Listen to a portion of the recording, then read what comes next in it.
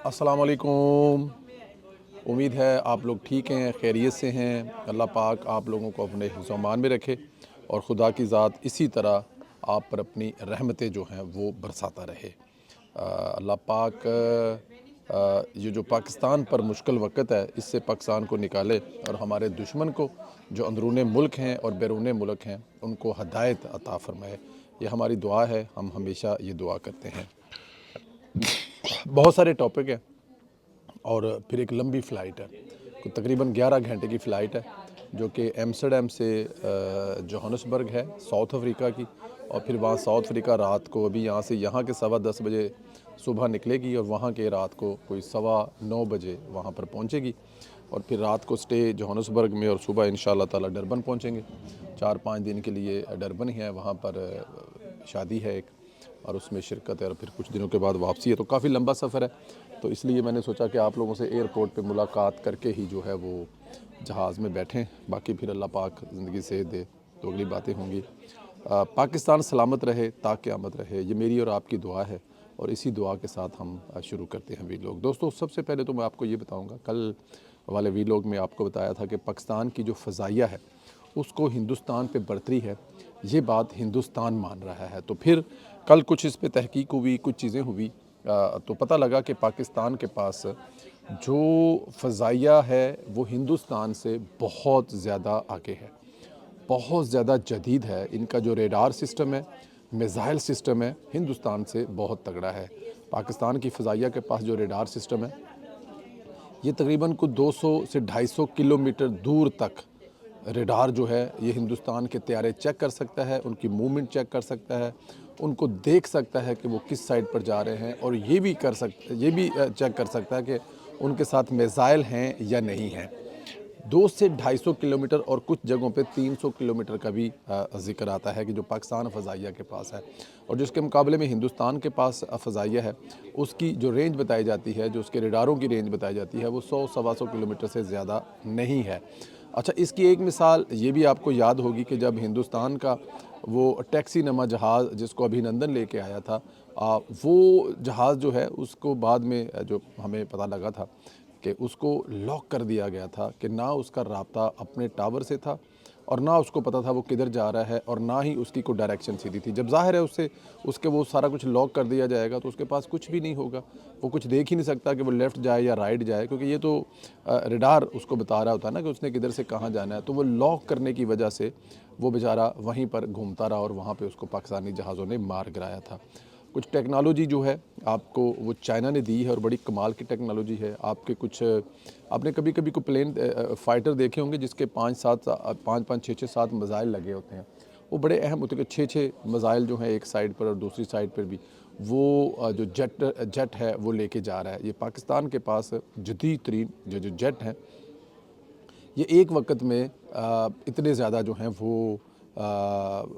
Missile लेके जा सकता है और ये साथ में जब लेके जा रहा होता है तो ये जो दुश्मन है उसके रडार और उनको भी साइलेंट कर देता है और उनकी रेंज में भी आने से उसकी जो रेंज है जिसमें वो आकर उनकी कोई निशानदेही हो उससे भी अपने आप को सेव कर सकते हैं। तो जो पाकिस्तान के और फिर फाइटर जो है हमारे जो पायलट हैं वो तो आपको पता ही है, उनका तो कोई जवाब ही नहीं है। पायलट जो है वो तो मतलब छड़ दो गल्ला फड़ दो, रोला ही कोई नहीं है, वो तो फिर किसी को काबू आंदा ही नहीं है।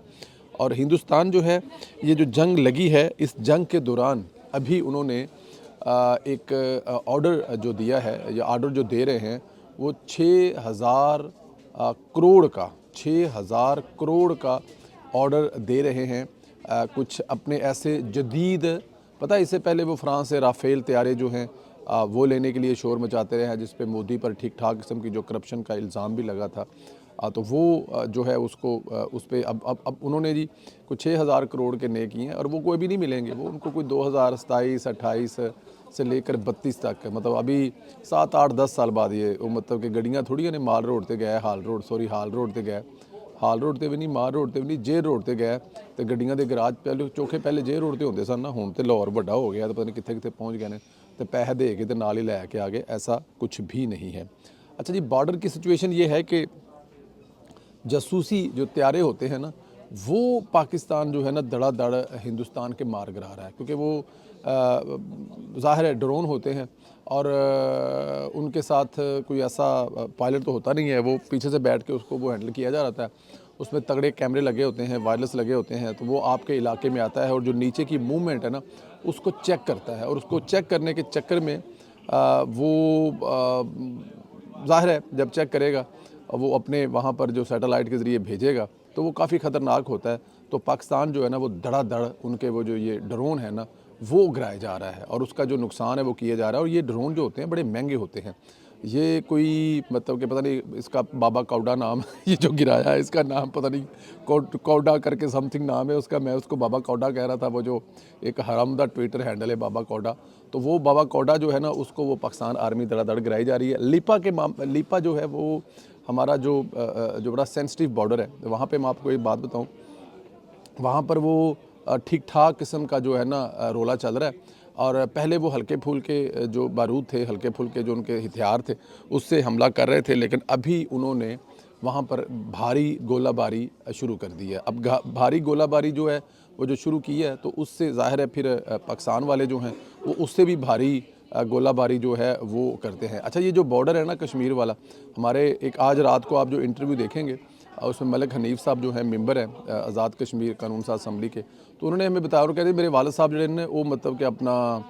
ਫੌਜ ਸਨ, तो कहते सर कि ਅਸੀਂ ਸਵੇਰੇ ਜਦੋਂ ਉੱਠਦੇ ਸਾਂ तो एक अद्धा गोला तो एवं ही सुटते होंगे था कि उन्हें पता लगे कि असी जागने या सुते नहीं पै। तो ये जो बॉर्डर है ना कश्मीर वाला, वहाँ पर ये बड़ा नॉर्मल है। और वो हमें ये भी बता रहे थे कि चलते चलते फायरिंग शुरू होती तो हम गाड़ी जो एक नाले में नीचे खड़ी कर देते हैं, तो घंटा 2 घंटे हम लोग आराम करते हैं, जब वो फायरिंग करके थक जाते हैं तो फिर हम लोग लगा ट्रैवल शुरू कर देते हैं बॉर्डर के साथ।